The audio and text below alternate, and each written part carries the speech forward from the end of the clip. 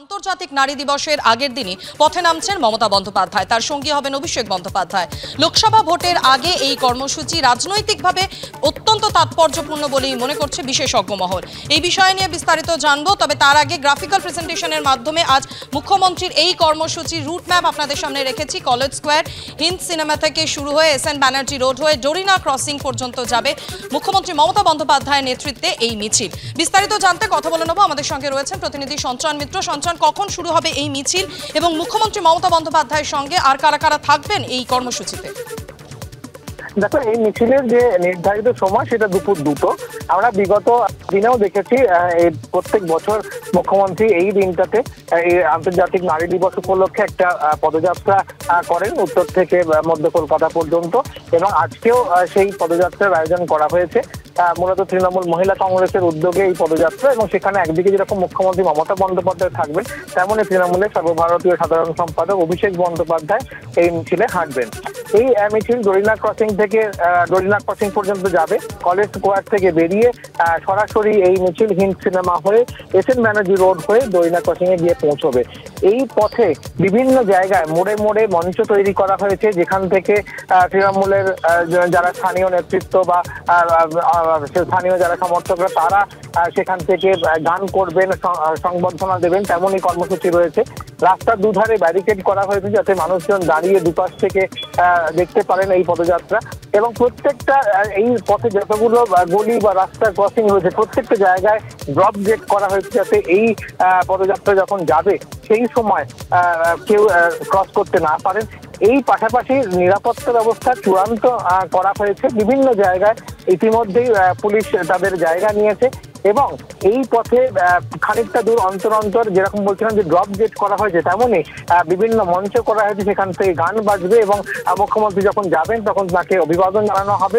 আর আজকের এই মিছিল অবশ্যই গুরুত্বপূর্ণ, কারণ আমরা জানি যে কিছুদিনের মধ্যেই সারা দেশে লোকসভা ভোট ঘোষণা হয়ে যাবে, এবং তার আগে জনগর্জন সভা রয়েছে আগামী 10 তারিখে। তার আগে মুখ্যমন্ত্রী বা অভিষেক বন্দ্যোপাধ্যায় তারা কি বার্তা দেন সেদিকে সবার নজর থাকবে। এই মিছিল যখন গিয়ে পৌঁছবে ডোরিনা ক্রসিং এ, সেখানে একটি সংক্ষিপ্ত সভার ব্যবস্থা করা রয়েছে, একটি মঞ্চ রয়েছে, সেখানে সংক্ষিপ্ত বক্তব্য রাখতে পারেন মুখ্যমন্ত্রী, এমনটাই জানা যাচ্ছে।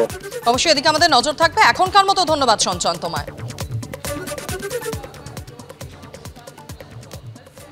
অন্যদিকে আপনাদের জানিয়ে রাখি, সন্দেশখালী নতুন করে উত্তপ্ত হয়ে উঠেছে। বেরমজুর গ্রাম পঞ্চায়েত 2 নম্বর গ্রাম পঞ্চায়েত, তার প্রধান হাজি সিদ্দিক মোল্লার বিরুদ্ধে বা স্থানীয়দের বিক্ষোভ, যার জেরে উত্তপ্ত হয়ে উঠল রামপুর বাজার এলাকা। স্থানীয়দের বিক্ষোভে নতুন করে উত্তেজনা ছড়িয়েছে সন্দেশখালীতে।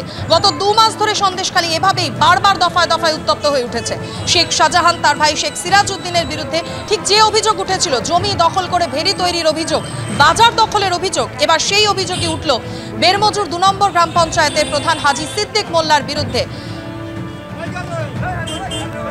শেখ শাহজাহানের গ্রেফতারির 6 দিনের মাথায় এখনো পর্যন্ত কিন্তু সন্দেশখালী শান্ত হয়নি। ফের একবার সন্দেশখালীতে উত্তেজনা, স্থানীয়দের বিক্ষোভ, জমি ফেরত দিতে হবে হাজি সিদ্দিক মোল্লাকে, এই দাবি করে স্থানীয়রা বিক্ষোভ দেখাচ্ছেন, যার জেরে নতুন করে উত্তেজনা ছড়িয়েছে সন্দেশখালীর বেরমজুরে রামপুর বাজার এলাকায়। ঘটনাস্থলে পুলিশ পৌঁছয় এবং পরিস্থিতি এই মুহূর্তে ঠিক কোন পর্যায়ে রয়েছে, কি ছবি জানাবেন আমাদের প্রতিনিধি সমীরণ পাল আমাদের সঙ্গে রয়েছেন। সমীরণ, এই মুহূর্তে সেখানে ঠিক কি পরিস্থিতি? পুলিশ তো রয়েছে ঘটনাস্থলে। একেবারে মাধুরী, এই মুহূর্তে পরিস্থিতি নিয়ন্ত্রণে, এবং পুলিশ যারা জানাচ্ছে যে গ্রামবাসীদের যে অভিযোগ যে পঞ্চায়েত অর্থাৎ বেরমজুর 2 নম্বর গ্রাম পঞ্চায়েত সেটা একটি ভেস্টেড ল্যান্ড, সেখানে গ্রামবাসীর অভিযোগ সেখানে একটি ভেড়ি মাছের ভেড়ি রয়েছে, এবং সেই মাছের ভেড়িটির টোটাল পুরো বিষয়টি নিয়ন্ত্রণ করছেন হাজি সিদ্দিক মোল্লা অর্থাৎ বেরমজুর 2 নম্বর গ্রাম পঞ্চায়েতের তৃণমূলের প্রধান, এবং দীর্ঘদিন ধরে তিনি পঞ্চায়েত এলাকায় নানা রকম অনৈতিক কাজকর্ম করছেন, এবং সেই কারণে আজকে সকাল থেকে গ্রামবাসীরা ক্ষোভে ফেটে পড়েন এবং রামপুর মোড়ে তারা বিক্ষোভ দেখাতে শুরু করেন। যেহেতু রামপুর মোড় একটি উত্তেজনাপ্রবণ এলাকা, সেখানে আগে থেকেই পুলিশ মোতায়েন ছিল, এবং ঘটনার জেরে আরো পুলিশ মোতায়েন করা হয়েছে এবং পরিস্থিতি সামাল দেওয়া হয়েছে। পুলিশের পক্ষ থেকে এটা বলা হয়েছে যে গ্রামবাসীরা লিখিত অভিযোগ জানালে সেই ফেরি তাদের যে অভিযোগ সেই জমি তাদের ফেরত দিয়ে দেওয়া হবে।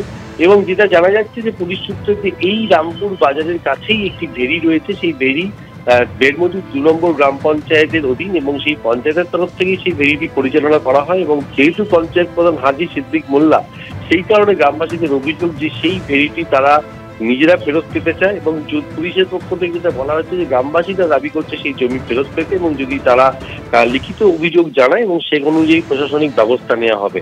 এবং এই ঘটনার জেরে এলাকা যথেষ্ট উত্তাল হয়ে ওঠে।